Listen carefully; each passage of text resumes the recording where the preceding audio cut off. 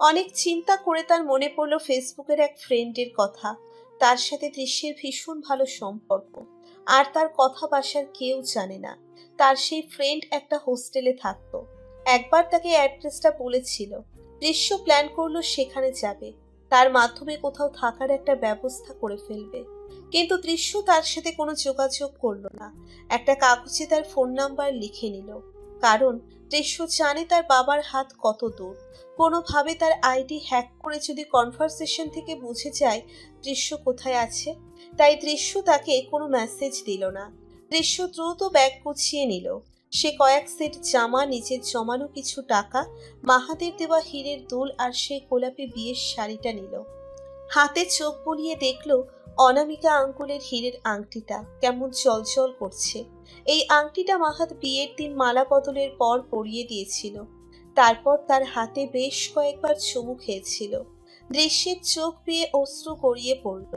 জীবনটা আজ ঠিক কোথায় এসে দাঁড়িয়েছে।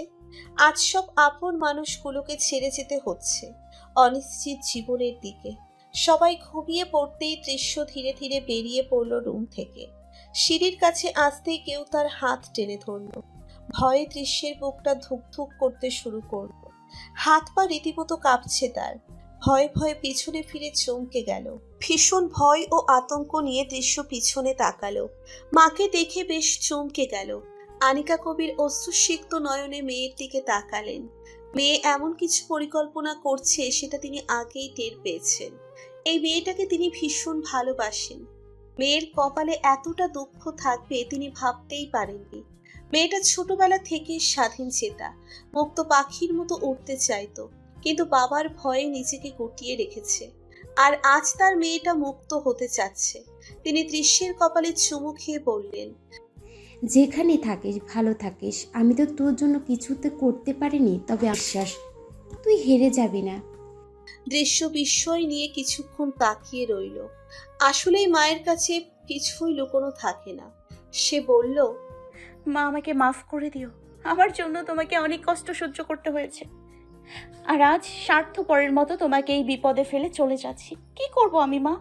বাবার এই অন্যায় মেনে নেওয়ার মতো ক্ষমতা আমার নেই, আর আমার পক্ষে সম্ভব না। তিনি দৃশ্যের চোখের পানি মুছে বলেছিল, আমার মেয়ে মোটেও স্বার্থপর না, আর তুই যা করেছিস ঠিক করেছিস। তোর বাবার সব অন্যায় আমি মুখ বুজে সহ্য করে গেছি। যদি তোর মতো সাহসী হতে পারতাম তবে কবে চলে যেতাম এই নরক থেকে। তারপর তিনি দৃশ্যের হাতে কিছু টাকা গুঁজে দিয়েছিলেন। এর চাইতে বেশি কিছু তার পক্ষে করা সম্ভব ছিল না। তিনি দ্রুত দৃশ্যকে যাওয়ার তাড়া দিলেন। আশরাফ হোসাইন টের পেলে দৃশ্যকে শেষ করে ফেলবে। দৃশ্য তার মাকে জড়িয়ে ধরে কেঁদে দিল। এই মানুষটাকে ফেলে যেতে দৃশ্যের ভীষণ কষ্ট হচ্ছে। মায়ের কোলের নিরাপদ আশ্রয় ছেড়ে আজ তাকে যেতে হচ্ছে। দৃশ্য মাকে বিদায় জানিয়ে চলে গেল। আনিকা কবির দৃশ্যের যাওয়ার দিকে তাকিয়ে রইলেন। তিনি জানেন সামনের পথ দৃশ্যের জন্য সহজ হবে না। তবুও মেয়েটা এই নরক থেকে তো মুক্তি পেল। বাসার গেটে নাবিলা দাঁড়িয়েছিল। দৃশ্য আসতেই তার হাতে ট্রেনের টিকিট ধরিয়ে দিল। দৃশ্য নাবিলাকে জড়িয়ে ধরে বলল, তুই না থাকলে আমি এখান থেকে বের হতে পারতাম না নাবি। তোর এই ঋণ আমি কোনো দিন শোধ করতে পারবো না। তুই আমার লাইফের অ্যাঞ্জেল, যে আমি কিছু বলার আগেই সব বুঝে যাস। নাবিলার দু চোখ ভিজে উঠল। ছোটবেলা থেকে তারা একসাথে বড় হয়েছে, কত খুনসুটি করেছে, অথচ আজ জীবন এমন পর্যায়ে এসে পড়েছে যে নিজেদের আলাদা হতে হচ্ছে। আবার কবে দেখা হবে জানা নেই। সে দৃশ্যকে চাপটে ধরে বলল, আমার বিশ্বাস তুই সব সামলাতে পারবি। এত সেন্টি খাস না। ঢাকায় পৌঁছে ওই ফ্রেন্ডের সাথে যোগাযোগ করিস। I miss you. ভালো থাকিস, মায়ের খেয়াল রাখিস, আর কখনো কাউকে অন্ধের মতো ভালোবেসে বিশ্বাস করিস না। দেখবি তোকে মাঝ পথে ছুঁড়ে ফেলে দেবে, তখন নিজেকে সামলাতে পারবি না। ভালো থাকিস। কথাটা বলে দৃশ্য চোখের পানি মুছে বেরিয়ে গেল। আর নাবিলা সেই পথে দাঁড়িয়ে রইল যতক্ষণ না দৃশ্য দৃষ্টির আড়ালে হয়। প্রচন্ড কষ্ট আর অভিমান জমে আছে মেয়েটার মাঝে। এই ইমোশনাল মেয়েটা সব সামলাতে পারবে তো? ধূমকেতু এক্সপ্রেস ছুটে চলেছে তার গন্তব্যের দিকে। দৃশ্য জানালা খুলে বাইরে তাকিয়ে আছে। রাতের আধারে বাইরে তেমন কিছুই দেখা যাচ্ছে না। মাঝে মাঝে দূরে ছোট ছোট আলো ঝলমল করে উঠছে। তার অবাধ্য নয়ন চোরা বারবার ভিজে উঠছে। জীবনে প্রথম সে একা এতটা পথ পাড়ি দিচ্ছে। আজ তার পাশে কেউ নেই। সামনের দিনগুলিতে সে কি করবে কিছুই জানে না। এক অনিশ্চিত ভবিষ্যতের দিকে এগিয়ে যাচ্ছে। ট্রেন ঢাকায় থামলো ভোর 4টেই। চারিদিকে তখনও ঘুটঘুটে অন্ধকার। ট্রেন থেকে নেমে দৃশ্যের ভীষণ ভয় পেতে থাকে। এই অচেনা শহরের কোনো কিছুই সে ঠিকমতো চেনে না। রাস্তার সামনে আসতেই দৃশ্যের ভয় বাড়তে লাগলো। চারিদিক ভীষণ নীরব, কোনো যানবাহনের দেখা পেল না সে। একটু সামনেই কয়েকটা মেয়েকে দেখে সে এগিয়ে যায়, এখান থেকে হোস্টেল যাওয়ার রাস্তাটা জিজ্ঞেস করতে। সে সেখানে যেতেই একজন লোক তার সামনে এসে দাঁড়ালো। লোকটা দৃশ্যের দিকে তীক্ষ্ণ নজরে তাকিয়ে আছে। দৃশ্য ভয়ে কয়েকটা ঢোক গিলল। লোকটাকে দেখে তার সুবিধার মনে হচ্ছে না। সে শুনেছে ঢাকা শহরে চোরের অভাব নেই। এই ব্যাটাকে তার চোর মনে হচ্ছে। সে হাতের ব্যাগ আরো শক্ত করে ধরলো। লোকটা কিছুক্ষণ তার দিকে তাকিয়ে বলল, ওই যাবি? দৃশ্য ভ্রু কুঁচকে তাকালো। লোকটা আবার বলল, আরে যত চাবি ততই দিমু। দৃশ্য ভয়ে কিছুটা সরে আসলো। লোকটার কথার মানে দৃশ্য কিছুই বুঝলো না। লোকটা আবার দৃশ্যের সামনে এসে বাজে ইঙ্গিত করে বলল, ওই নাটক করস কেন? আমারে খুশি করলে যত চাবি ততই দিমু। তোর গিটারটা আমার মনে ধরছে। দৃশ্যের কান দিয়ে মনে হয় ধোঁয়া বের হচ্ছে। তার বাবার বয়সী লোকটা এমন বিচ্ছিরি কথা কি করে বলতে পারে? দৃশ্য বুঝলো লোকটার উদ্দেশ্য খারাপ। সে এক দৌড়ে আবার ট্রেন স্টেশনের ভেতরে চলে আসলো। সকালের আগে এখান থেকে বের হওয়া নিরাপদ না। প্ল্যাটফর্মে দেখলো অনেকেই নিচে বিছানা পেতে শুয়ে আছে। দেখেই বোঝা যাচ্ছে এদের বাড়ি ঘর নেই, রাস্তায় থাকে তারা। দৃশ্য ভাবছে সেও তাদের মতোই, তারও এই শহরে মাথা গোঁজার জায়গা নেই। দৃশ্য এক বয়স্ক মহিলার পাশে ঠান্ডা ফ্লোরে শুয়ে পড়ল। মহিলার পরনের কাপড় অনেক জায়গাতে ছেড়ে। দৃশ্য ব্যাগ থেকে একটা ওড়না বের করে মাথা অব্দি ঢেকে শুয়ে পড়ল। কাচুমাচু হয়ে ওই বয়স্ক মহিলার গা ঘেঁষে রইল। ভয়ে তার শরীর কাঁপছে। চারপাশে হায়নার দল ঘুরে বেড়াচ্ছে। সুযোগ পেলেই তাকে ছিঁড়ে খুবলে খেতে সময় নিবে না। দৃশ্যের বুক ফেটে কান্না আসছে। জীবন কোন জায়গায় এসে দাঁড়িয়েছে। আজ নিজের নরম বিছানা ফেলে এই প্ল্যাটফর্মের ঠান্ডা ফ্লোরে শুয়ে থাকতে হচ্ছে। এক নতুন জগতে চলে এসেছে সে। সেখানে প্রতিটা মুহূর্তও তাকে সংগ্রাম করে বাঁচতে হবে। দৃশ্য ফুপিয়ে কেঁদে চলল। তাকে সান্ত্বনা দেবার মতো কেউ নেই। চোখ জোড়া বন্ধ করতেই মাহাদের মুখটা ভেসে উঠল। এই মানুষটাকে সে পাগলের মতো ভালোবেসে আজ ঘর হারা। এই মানুষটার ভালোবাসা আজ তাকে রাস্তায় এনে নামিয়েছে। সকাল হতেই দৃশ্য বেরিয়ে পড়ল স্টেশন থেকে হোস্টেলের উদ্দেশ্যে। একটা রেস্টুরেন্টের মুখোমুখি বসে আছে দৃশ্য আর তার সেই ফ্রেন্ড। এই মেয়েটার সাথে আজ দৃশ্যের প্রথম দেখা হচ্ছে। ছিপছিপে গরনের মেয়েটা দেখতে সুন্দরী। মেয়েটার নাম জিনিয়া। মেয়েটার সাথে তার ফেসবুকের মাধ্যমে পরিচয়। তখন দৃশ্য ক্লাস 10-এ উঠেছে মাত্র। তখন এই অচেনা মেয়েটার সাথে তার কনভারসেশন শুরু হয়। কয়েকদিনের মধ্যেই তাদের মধ্যে ভালো বন্ধুত্ব গড়ে ওঠে। দৃশ্যের জীবনের সব কথাই সে তার সাথে শেয়ার করত। মাহাতকেও দৃশ্য জিনিয়ার কথা বলেছিল। মাহাত কখনোই তাকে ফ্রেন্ডশিপের ক্ষেত্রে বাধা দেয়নি। শুধু একটাই শর্ত ছিল, কোনো ছেলে ফ্রেন্ড থাকা যাবে না। সে নাকি দৃশ্যকে কোনো ছেলের সাথে সহ্য করতে পারে না। মেয়েদের সাথে যত খুশি বন্ধুত্ব গড়ে তোলা যাবে। দৃশ্যও সব মেনে নিত। তাছাড়া সে নিজেও ছেলেদের সাথে তেমন মিশত না। তার প্রধান কারণ তার ভাই আর বাবা। তাদের ভয়ে সে ছেলেদের কাছ থেকে দূরে থাকত। কিন্তু মাহাত নামক মানুষটা কেমন করে যেন তার জীবনের সাথে জড়িয়ে গেল। তাকে ভালোবাসার উত্তাল সাগরে ভাসিয়ে নিয়ে গেল। আর তাই তো আজ সে কুলহারা। জিনিয়া অবাক চোখে দৃশ্যকে দেখছে। সকালে রবিনা খালা যখন তাকে খবর দিল একটা মেয়ে তার সাথে দেখা করতে এসেছে, সে ভীষণ অবাক হয়। এত সকালে কে আসতে পারে? নিচে নেমে দৃশ্যকে দেখে বেশ চমকে গেছিল সে। জিনিয়া বলল, আমি বিশ্বাস করতে পারছি না তুই এমন একটা কাজ করেছিস। আমাকে তো আগে কিছুই জানালি না। এইভাবে না বলে চলে আসার জন্য সরি। আসলে আমি যাওয়ার আর জায়গা খুঁজে পাচ্ছিলাম না, তাই। আর আগে ইনফর্ম করলে বাবা আমাকে খুঁজে বের করে ফেলবে। আমাকে প্লিজ একটা থাকার জায়গা খুঁজে দে। আমার তো কলেজ শেষ, আর 5 দিন পর আমি হোস্টেল ছেড়ে দেব। ভার্সিটির পরীক্ষার জন্য আবারও বাড়িও ফিরে যেতে পারবো না। তাই একটা আপুর সাথে মিলে ছোট্ট একটা বাসা ভাড়া করেছি। আমাদের আরও একজন রুমমেট দরকার। তুই চাইলে থাকতে পারিস, কিন্তু এই 5 দিন কষ্ট করে কোনো হোটেলে থাকতে হবে তোকে। এই হোস্টেলে ঢুকতে দিবে না তোকে। আমার সমস্যা নেই, তুই একটা হোটেল বুক করে দে, আমি তো কিছুই চিনি না। দৃশ্য 5 দিন হোটেলে ছিল। তারপর সে বাসায় শিফট করে। ছোট্ট 2 রুমের বাসা। সেখানেই তার প্রথম দেখা হয় লতা আপুর সাথে। মানুষটা তাকে ভীষণ স্নেহ করে। দৃশ্যের বিষয় সবটাই সে চিনিয়ার কাছ থেকে শুনেছে। এতটুকু বাচ্চা মেয়ের জীবনে এত ঝড় বয়ে গেছে ভেবে তার ভীষণ খারাপ লেগেছে। দৃশ্য দিন রাত নিচের রুমে পড়ে থাকত। এই বিষাদময় জীবনটা আর নিতে পারছিল না সে। একাকিত্ব তাকে ঘিরে ধরেছিল। হঠাৎ হঠাৎ চিৎকার করে কেঁদে উঠত। চিৎকার করে মাহাদের নামে হাজারো অভিযোগ তুলত। পরিবার ছাড়া সে ভীষণ অসহায় হয়ে পড়েছিল। হাতে তেমন টাকাও নেই। আবার তার শিক্ষাগত যোগ্যতাও মাত্র এইচএসসি। সে তো চাইলেই চাকরিও করতে পারবে না। কি করবে কিছুই বুঝতে পারছিল না। সবকিছু ছিল এলোমেলো। রাতে তার একদম ঘুম হতো না। সে পুরোপুরি ডিপ্রেশনে চলে যায়। ডিপ্রেশন থেকে দৃশ্য আরো একবার সুইসাইডের চেষ্টা করে। বেশ কিছু ঘুমের ঔষধ খেয়ে ফেলে। লতা আর চিনিয়া মিলে তাকে হসপিটালে নিয়ে ওয়াশ করায়। দৃশ্যকে বাসায় এনে লতা আর চিনিয়া তাকে স্বাভাবিক করার চেষ্টা করে। তাকে সময় দেয়, বাইরে ঘুরতে নিয়ে যায়। ততদিনে দৃশ্যদের রেজাল্ট বের হয়। দৃশ্য পায় 4.60। এই রেজাল্ট দৃশ্য তেমন মন খারাপ করে না, কারণ সে যে পরিস্থিতিতে পরীক্ষা দিয়েছে সেখানে পাশ করাটাও মুশকিল ছিল। দৃশ্য আর পড়তে চায় না, কারণ তার সেই মন মানসিকতা ছিল না।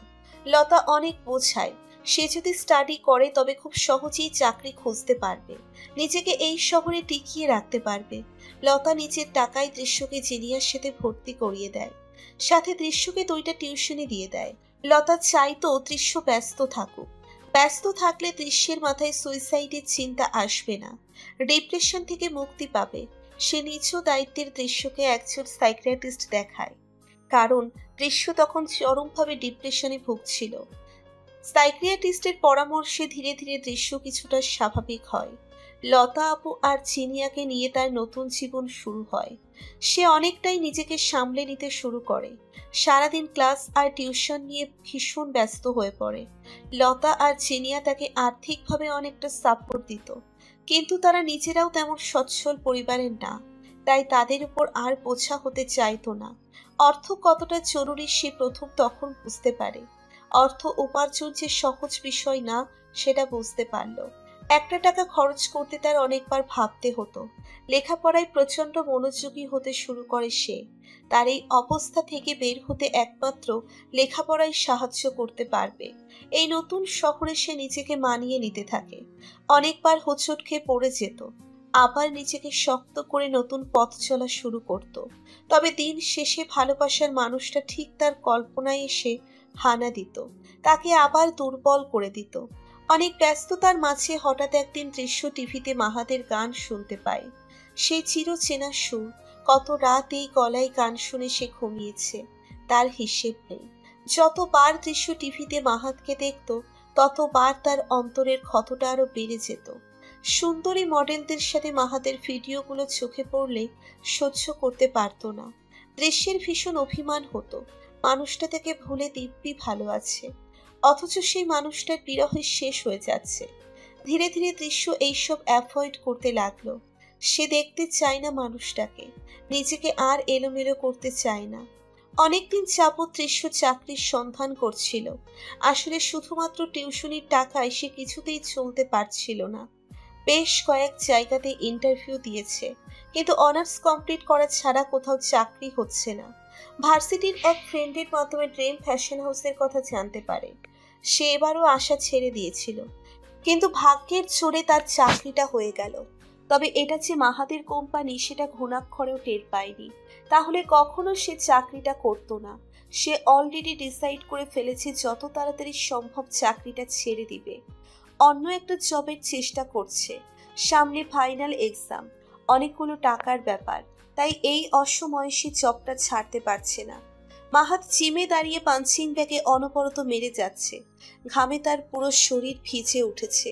কপাল ঘাড় বেয়ে সেই লবণাক্ত ঘাম ঝরে যাচ্ছে। রবিন ট্রেডমিলে দৌড়চ্ছে আর মাহাতকে পর্যবেক্ষণ করছে। স্যারের মতি গতি সে কিছুই বুঝতে পারে না। প্রায় 3 বছর ধরে সে মাহাদের সাথে আছে। এত সুদর্শন মানুষটি এত গম্ভীর কেন থাকে সেটাই বোঝে না। মাহাদের রাগের তোপে তাকেও বহুবার পড়তে হয়েছে। কখন কোন কথায় এই মানুষটা রেগে যায় তা বোঝা মুশকিল। যেমন আজ সকাল সকাল উঠে স্যার কোথায় গেল সে কিছুই জানে না। আবার সেখান থেকে এসে এমন রেগে আছে, কোনো বডিগার্ড ছাড়া এইভাবে চলা তার জন্য কতটা বিপদের হতে পারে সে কি জানে না? ফ্যানদের তোপে পড়লে বিপজ্জনক অবস্থার শিকার হতে পারে। স্যারের মেয়ে ফ্যানটা তো তুলেই নিয়ে যাবে। ইস, কথাটা ভাবতেই রবিনের গা শিউরে উঠছে। আজকালের মেয়েরা বহু ডেঞ্জারাস। দেখা গেল স্যারের ইজ্জত নিয়ে টানাটানি শুরু হয়ে যাবে। অন্য কাউকে কি বলবে? তার নিজের গার্লফ্রেন্ডই দিনে 24 বার মাহাদের নাম জপে। আজ সকালে মাহিমের কাছ থেকে সবটা শুনে মাহাত ভীষণ কষ্ট পায়। নিজেকে শেষ করে দিতে ইচ্ছে করে। কি করে সে দৃশ্যকে আঘাত করতে পারলো? ঠিক তখনই তানিম তাকে কল করে। তানিম, দৃশ্যের বিষয়ে খবর নিয়েছিস? ও একা কেন ঢাকায় আছে? তানিম একটা দীর্ঘশ্বাস ফেলল। সে জানে এখন যা বলবে তাতে মাহাদের কষ্টের মাত্রা আরো বাড়বে।